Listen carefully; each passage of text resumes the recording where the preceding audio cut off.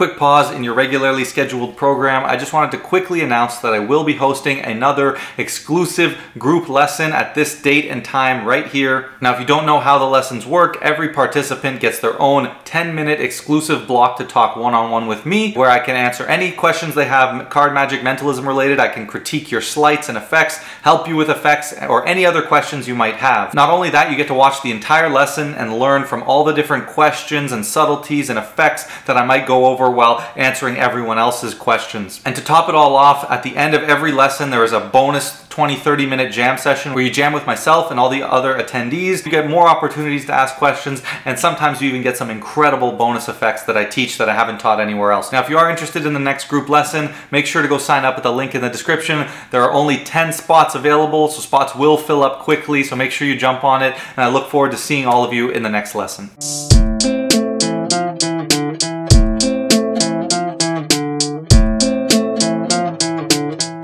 What is good, guys? It is Reed and welcome back to another video. Today we have an awesome tutorial on a very useful move and something I'm surprised I've not yet taught on the channel. We're going to be going over the bottom palm, a very useful move that I hope to bring you guys some value in the way that I approach it with some of my subtleties and nuances and the way I get into it. I'm going to go over some of the grip and some of the different ways that you can actually get into it and some of the justification. So very excited for this video, and I hope you guys are as well. If you would like to see more tutorials, make sure you hit that like button, drop me a comment, hit that notification bell, subscribe, you know, all that good stuff.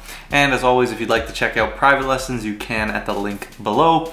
Let's not waste any more time. I welcome all the new subscribers and let's jump right into the tutorial. All right, time for a quick demo. On the bottom palm, we'll have a card selected. In this case, it is the 8 of spades. We'll leave it somewhere in the middle of the deck, just like that. Now, I can come here and just give the deck a little bit of a riffle, just like that. And in that, I have palmed away that 8 of spades. So that was the bottom palm. I achieved that little control and steal using a bottom control, which I have taught. If you'd like to go learn it, it's my handling on the straddle pass, just like that. And then I combine that with my handling and how I approach the bottom palm. So first, let's start with the grip of the bottom palm. So this is a left-handed palm. So if you've seen my video on the top palm, it's going to be very similar grip. Now, the main important thing is you want your pinky right above that last joint. You're going to find a nice comfortable spot right in about the middle of your last joint where you're going to apply that I guess that's the top, we'll call it the top right corner. And then the bottom left corner is going to go kind of right in the fat area of your thumb. You can see where that round sort of crease is in our hand. So it's going kind of right in between that point and the top of my thumb. And that's all I'm holding it by. You can see there's a nice gap in between, and that's all the contact points that I have. You want to make sure this edge is lined up pretty straight with your hand. And that's kind of how far in you know how to pivot this card, so pretty straight. And then if you squeeze in with your pinky a little bit, it'll cause that card to depress into your hand, and that is just the natural relaxation of the hands. And that's all you do to close. Now you'll see this window is usually a big problem for people.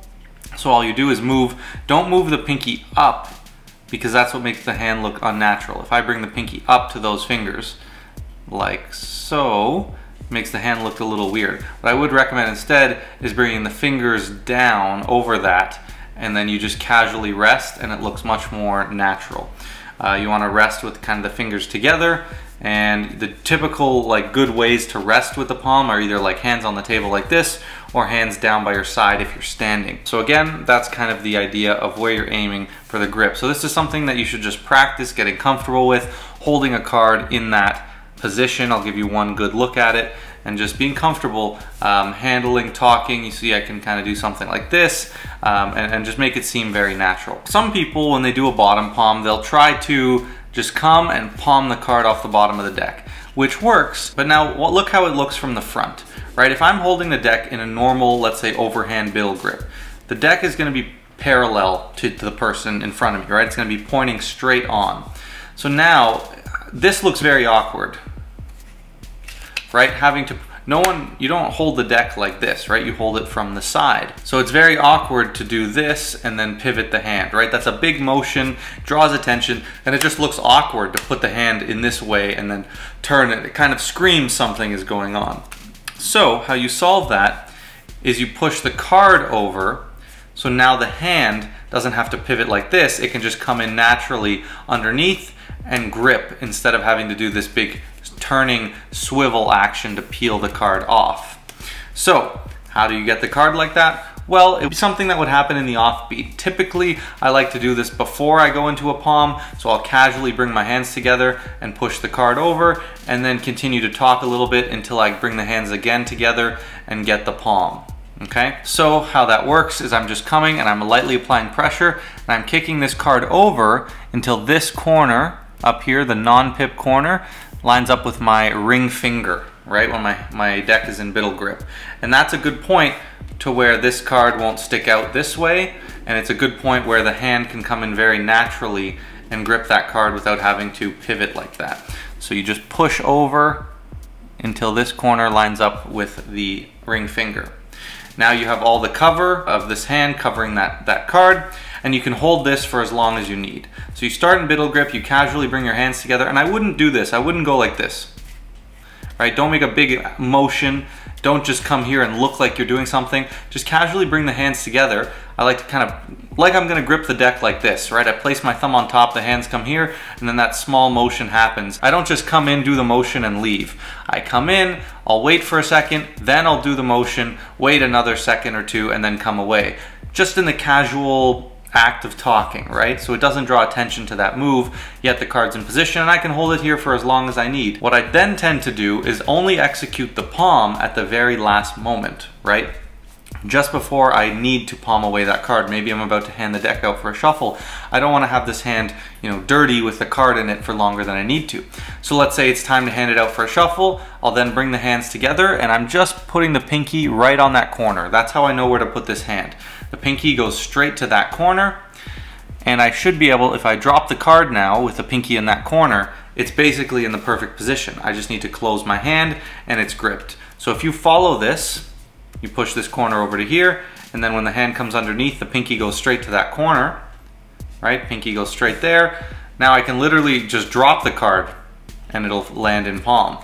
So at a bit of speed, once that card is in position, I can come here and literally drop it into palm like that. And that looks really, really good, right? There's no gripping like this, there's none of that. You just kind of come with your hand empty and you come away from it, dropping it into palm. So in doing that drop, you really limit a lot of the movement. You can see how little movement, I can come in very slow, drop the card and move the hand away. And again, similar to how you might do a DPS, once you drop it, bring this deck hand forward so you're not doing this where you're, you know, pulling this hand away, you know, when there's obvious there's something going on. So you drop it and you go like this. You don't really want to do that. You want to come, naturally grab it, and then kind of bring this hand forward as this hand kind of rocks in to cover that angle, right? You want to have that angle so the card obviously isn't visible like this in your hand. If you prefer to get a little bit better of a grip on it, you can come up and just kind of place the deck basically in your hand with the card in palm, with this card, with this over top, get a grip on it, and then move away. Now, if you've noticed, and this is one of my great subtleties that I love to use, if you do grip it like this, it looks a little strange, right? If I just come, grip it, and pull away, right? There is a noticeable, I'm doing something. Now, if I use this grip action to now grip this deck, it is now perfectly justified. So I'm here, I do the grip, and I grip on the deck now. The card is actually already in palm, but now there's a justified movement to go along with it. And now I can hand this deck out from a shuffle, the spectator takes it, and I can use the dirty hand to hand it out to them, and another great convincer that there's no card in my hand. Angles of the bottom palm are quite good. We're covered pretty much from here. You don't see much. You don't really see much going on from here if you keep this hand tight to the deck. So you're really covered in most directions, right? And you're good to go. And then when you drop the hand by your side, you have all that cover from the side of your body as well, or if you place it on the table, right? It's very, very casual, very common. So let's talk about some subtleties. So one that I just quickly touched on that I think is really great is to, if you're gonna come and grip the card, instead of dropping it into palm, I think both are great options. You kind of get that more secure feeling when you get the grip on the card. Then I would recommend you use the deck justification where you push over, you come and you grip on the deck. Now a bonus subtlety when you do this method, right? You have the card pushed over, hands separate, I'm gonna do it, grip the deck, and then give a little riffle. That's another subtlety that I love to just add in, and then finish off with a third subtlety, hand out the deck with that dirty hand, and you're so many steps ahead. Another one that I quickly mentioned, but I want to reiterate because it's important, is to separate the hands at the actions. So you bring the hands together and you get the card in the palm position. Now you separate as you're talking, you come back together, execute the palm, whatever you need to do, and then hand the deck out for a shuffle and you're good. So just separating the hands, breaking up the movements, instead of doing all of that in one, breaking it up makes it seem a lot less like things are going on, right? So besides like handing out the deck with the dirty hand and holding onto it while the card is already in palm, like so, you can also take that a little step further, right? So the card is on the bottom of the deck, I push it over, I get it into palm, and now I can spread, right? And I can spread and have a very good concealment of that card that's in palm while I spread. And maybe you have a trick where you have the card palmed and you need a second card selected, right? You have that card selected with the card in palm, and then maybe immediately you can hand out the deck and have it shuffled now, and you're well ahead. Maybe that fits in your context. It's not going to work for every trick, and so in that case, what you might do is you have the card on the bottom of the deck, you get it into palm, you just casually spread, close, and hand out the deck, right? Just as like a little convincer, right? A little subtlety that there's not much going on. You have the queen, you separate, like we said, we talk, maybe we do a riffle, quick spread, and you say, actually here, you shuffle those. And I've done the palm in that, and it looks very, very natural. So I want to talk quickly about two other ideas. I want to talk about doing a replacement with the bottom palm and bottom palming multiple cards. So multiple cards, you're going to want to get a pinky break above the number of cards that you want. So let's say, for example, we use the 4 aces. Let me just get those. So if you're using the 4 aces, so let's say, for example, I have the 4 aces, and we take those and we put them in different spots in the deck, and I control them to the bottom of the deck. And I know that looks very messy, and that's what they say about being messy can actually be even more deceiving, because I'm sure none of you guessed that those 4 aces were still managed to be controlled to the bottom. But if we have those 4 aces on the bottom, what I would do in this case is either a pinky pull down or a thumb riffle, 1, 2, 3, 4 cards, and then have it in a pinky break. Now, when I transfer to the biddle grip, I want to keep that break in as a thumb break, right? So whether I riffle off those cards and go straight into the thumb break, or maybe I'm holding it in mechanics grip with a pinky break for a while, then I transfer to a thumb break. Whatever the case is, that's what you want.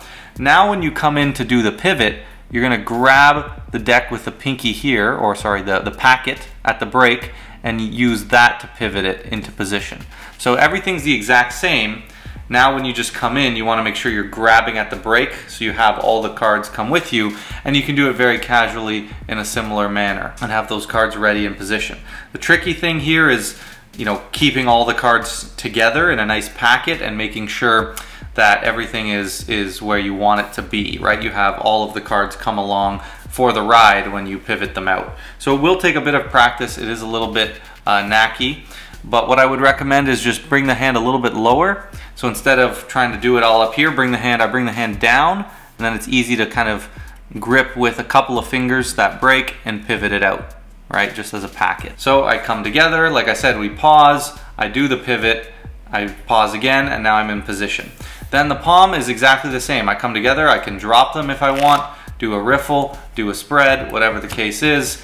Your palm's going to be a little more stiff because you have to apply a bit more pressure, but you can easily palm multiple cards with this the exact same way. In terms of the replacement, so what I mean by replacement is, let's say, we're going, we do the palm, we hand the deck out, it's shuffled, and now for whatever the context of this trick is, I want to add this card back to the deck, right? I don't really want to go like that and make a big kind of awkward hand motion to replace it like that. Obviously, if I come like this and put the deck back, it's going to be crooked, it doesn't line up properly.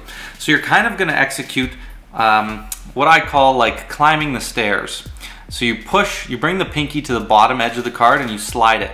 Then you slide the ring finger, then you slide the middle finger. It's hard to show with just the card. And then you slide the index, and that pivots the card in the correct orientation. So if you can kind of see how it nice and smoothly slid up my hand. And all I'm doing is shifting the fingers. So they're literally, I shift the pinky here and then I slide each finger down the edge like that. Again, very hard to show slow, but if I show you here, it does that. And what that's doing is pivoting the card into the same orientation the deck's gonna be. So now when I apply some cover in the deck like this, it's very fast, very natural. You have a little bit of finger action going on, but if you keep the deck down, it's very minimal, and then if you add a little riffle, very, very subtle. So, 2 of clubs, have it in position, pause, I'm gonna execute the palm, hand it out for a shuffle. Now they hand me the deck back, and you can see in palm, I can take this messy deck and still square it up nicely without revealing anything, right? Just using these fingers. Now I have it nice and square, and I'm just gonna come back, replace that card. Very casual, very easy, and again, just to show you how little motion that can actually have. And if you're really worried about that sort of little bit of finger motion, again, just tilt the deck a little bit more, and you'll come and you'll hide pretty much all of it. Alright guys, that is it from me for this tutorial. I hope you loved it. This was a great tutorial, jam-packed with a lot of info on the bottom palm. I hope you like some of my subtleties. Let me know your favorite, and if this video helped you, please leave me a comment. Subscribe to the channel, hit a like, that's all I ask. It is very, very helpful, a lot more than you guys could realize. So I really appreciate it. Thank you for taking the time to watch this video. If you guys would like help on your sleights, your bottom palm, your cull, or you'd like to learn some of my best custom effects, you can check out my private lessons at the link below. Sign up for one, no pressure, you know, try one lesson, see if you like it, if you'd like to book more, and we'll go from there. So with all that said, guys, I want to welcome all the new subscribers. I really appreciate you being here with me, and as always, don't forget to like, comment, share, subscribe, and I will catch you in the next video.